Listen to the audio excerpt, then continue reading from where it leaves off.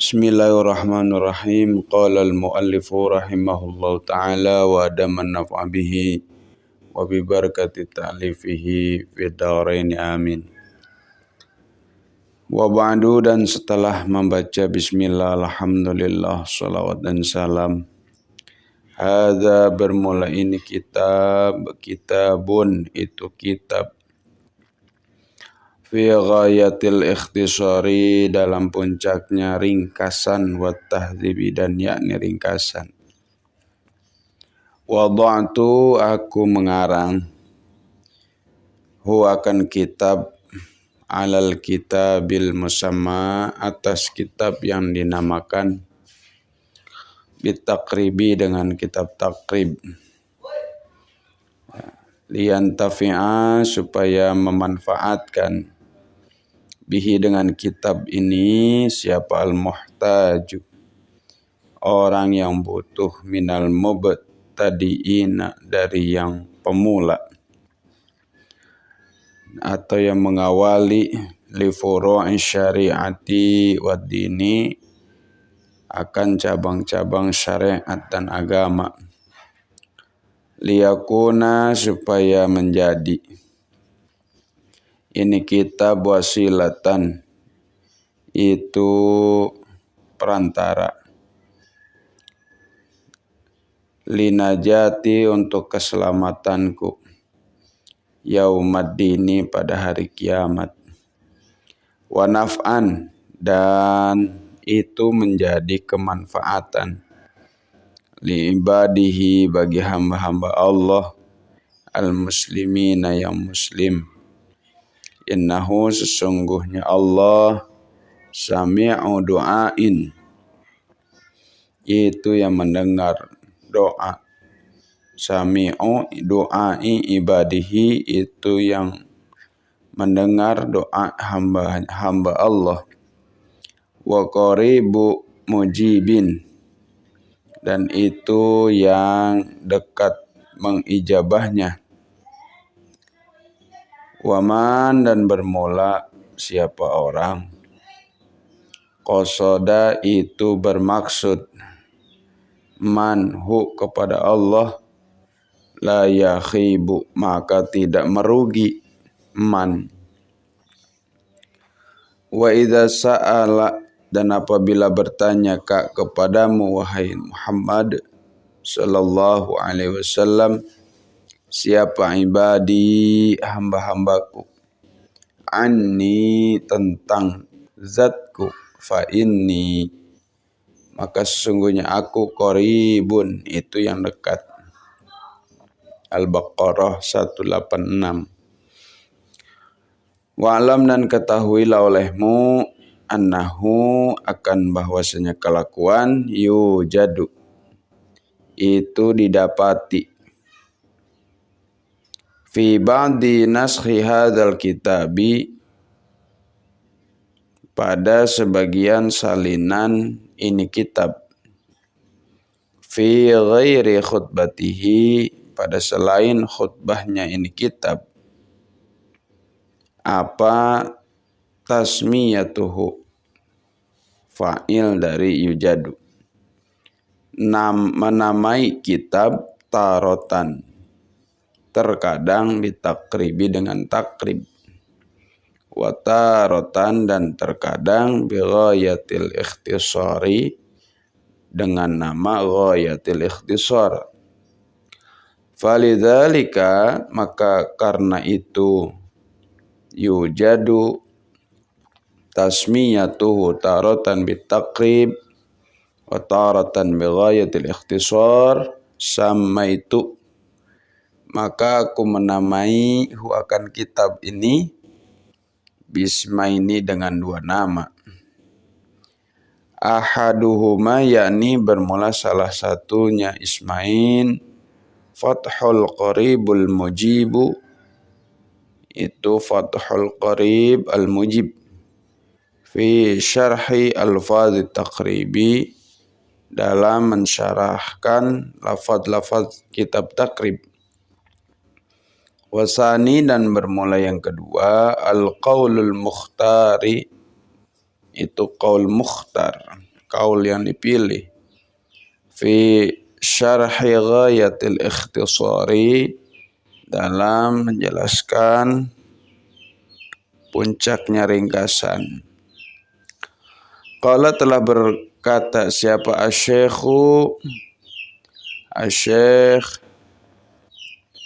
al-imamu imam siapa Abu Thayyibi, yakni Abu Thayyib.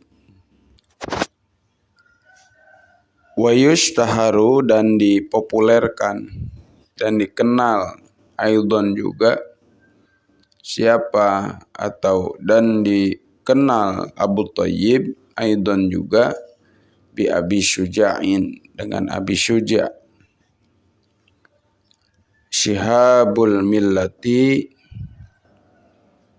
atau bisa Syihabil millati, yang jadi Syihabul millah, Syihabil millah. Waddini Ahmadu ibnul Husain ibni Ahmada al-Asfahani, Ahmad bin Husain bin Ahmad al-Asfahani. Saqa, semoga menyiram siapa Allah sarahu, akan kuburannya Syekh Imam Abu Thayyib. Sabibar rahmati, dengan cucuran rahmat, waridwani, dan keridhaan. Wa askana, dan menempatkan Allahu kepada itu imam ala faradisil janani, akan paling atas surga-surga Firdaus. Wallahu a'lam. Hadirin rahimakumullah, kitab ini adalah kitab puncaknya ringkasan. Haza kitabun fi ghayatil ikhtisar wa tahzib. Kenapa disebut ikhtisar? Karena dalam kitab ini memuat semua komponen-komponen fikih yang diatur dalam syariat. Yaitu ada dalam kitab ini hukmul ibadah, hukum tentang peribadahan. Yang kedua ada hukmul muamalah, ada hukum-hukum tentang transaksi.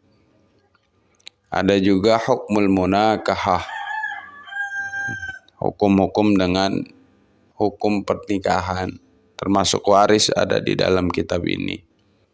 Yang terakhir diterangkan dalam kitab ini adalah hukum jinayah, hukum perdata dan perdana. Dengan kitab yang cukup ringkas ini, maka disebutlah ghayatil ikhtisar. Wada'tuhu 'alal kitabil musamma bitaqrib, yang menyarahi atas kitab Taqrib, ya, karangan Abi Syuja'. Jadi ini mensyarahi, berarti kitab Abi Syuja' lebih ringkas lagi, sehingga banyak para pembaca agak kesulitan untuk memahami dalam makna-makna kitab Taqrib, karena sangat-sangat ringkas sekali. Ya. Liyantafi'a bihil muhtaj minal mubtadi'in li furu'i syari'ati wad din. Tujuannya yang pertama adalah supaya memudahkan bagi para pemula yang pada ngaji kitab fikih. Dan ini kitab sangat populer. Populer sekali di kalangan santri dan di kalangan ulama-ulama seantero jagat, bahwa kitab ini banyak sekali dikaji.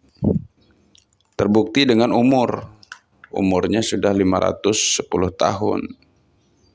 Kalau dihitung sampai saat ini, berarti hampir 5 abad masih eksis bertahan, karena memang sangat-sangat membantu dalam mengenalkan atau memperdalam tentang hukum, tentang syariah.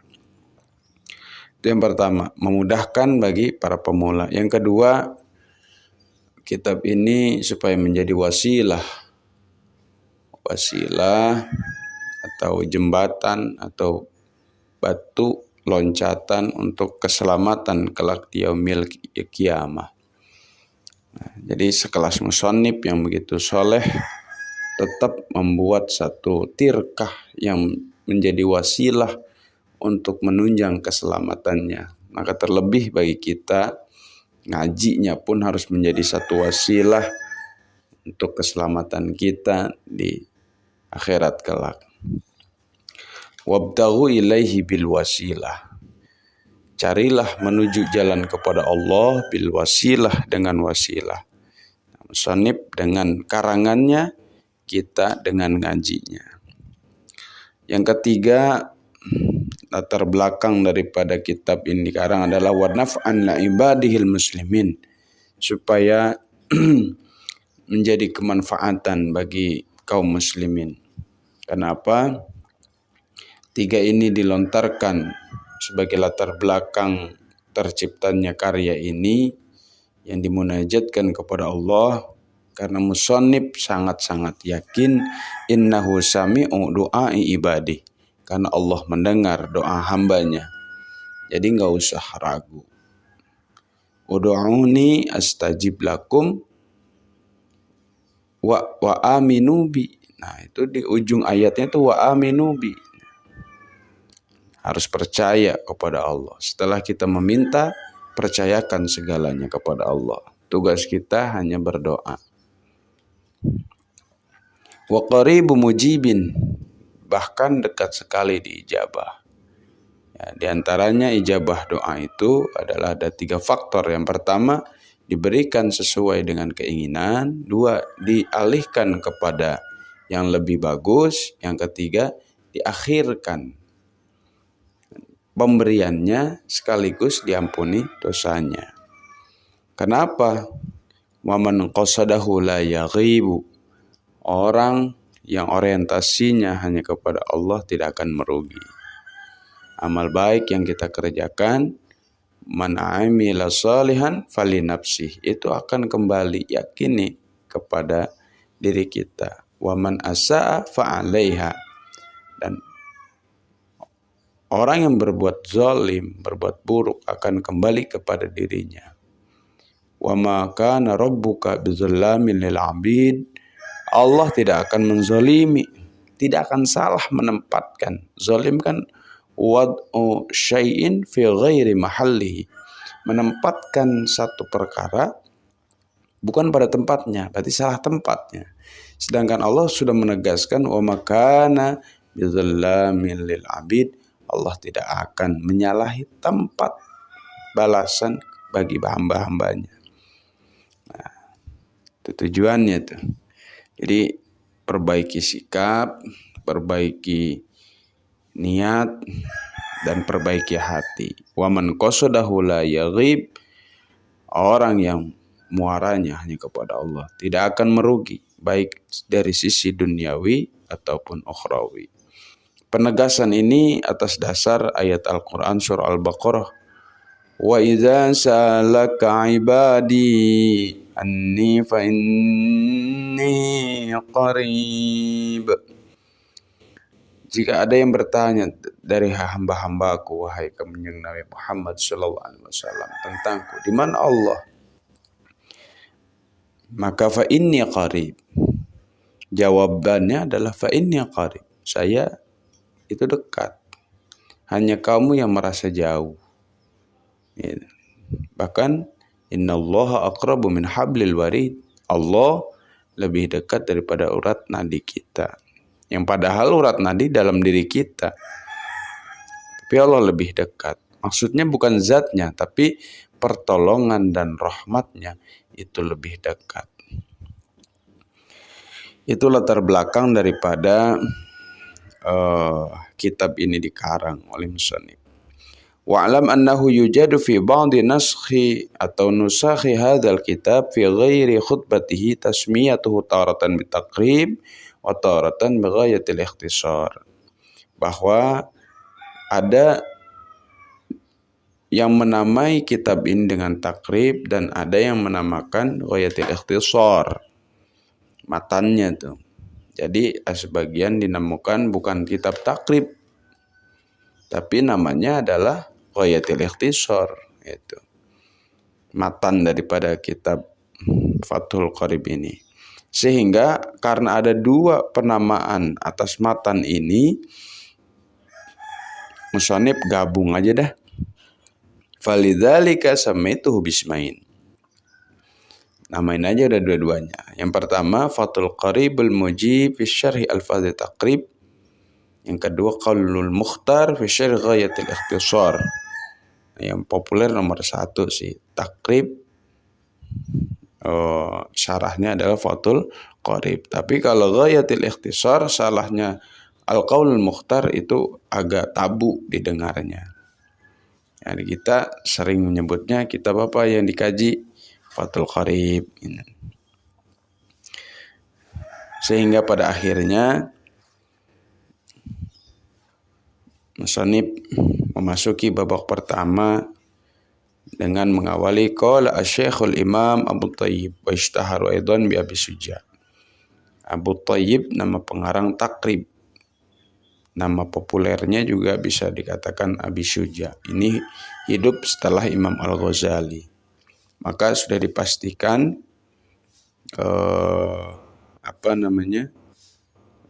bahwa beliau ini termasuk ulama khalaf. Karena ulama khalaf itu sebagian pendapat ulama salaf itu adalah kurun batas atau zaman batas akhirnya adalah 300 setelah hijrah. 300 tahun setelah hijrah itu ulama-ulama salaf. Maka yang ulama setelah 300 tahun itu ulama khalaf. Ada pula pendapat kedua bahwa ulama yang hidup 500 tahun setelah hijrah itu masih termasuk ulama salaf. Ulama salaf. Ulama khalaf adalah yang belakang itu 500 tahun ke atas. Nah, kalau memang pendapat yang kedua yang benar, maka Imam Syafi'i, Imam Al-Ghazali itu masih termasuk ulama-ulama salaf. Ya, Imam Syafi'i sudah pasti karena kurunnya tabi'in. Tapi Imam Ghazali yang hidup di kisaran 450 sampai 505 tahun itu sudah termasuk ulama-ulama salaf. Nah, ini nama asli dan nama pengarang takrib Syekh Ahmad bin Husain bin Ahmad Al-Asbahani Syihabuddin Abu Thayyib, ya, Al-Asbahani. Sebagaimana kemarin sudah di latar belakang atau selayang pandang tentang Syekh Imam Abu Thayyib atau disebut Abi Suja. Nah, nanti kita lanjut kepada selanjutnya tentang hukum, ya, atau kronologis terciptanya kitab ini. Demikian, mudah-mudahan ada manfaatnya. Wallahu a'lam.